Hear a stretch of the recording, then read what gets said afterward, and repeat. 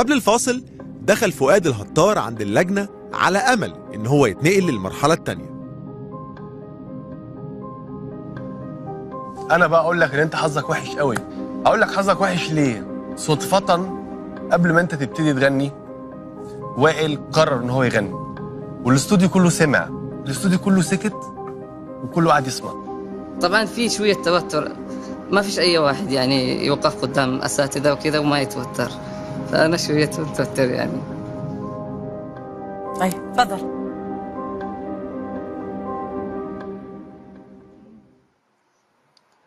كلام الحب كله طار، حسافة يوم وليتك. كلام الحب كله طار، حسافة يوم وليتك، وأمنتك على الأسرار. الله الله، أنا استاهل اللي صار. كويس، بس في زحاليق كده. أنا للأمانة والله ما هو كلام يعني ولا شيء يكفيني، بس وقفت قدامكم وغنيت. أخ فؤاد، أنت بتحس إنه أطربتني؟ لا يعني أنت عم تغني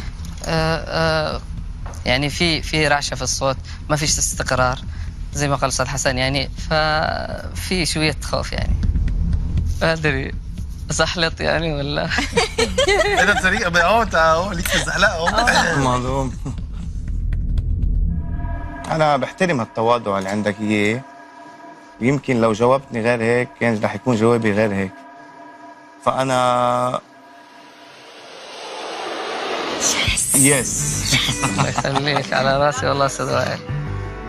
أنا بعطيك صوتك. الله يخليك، على راسي والله. أنا حاعطيك صوتي طبعا. الله يسعدك يا رب. تشرف وجودك معنا في أرب ايدل.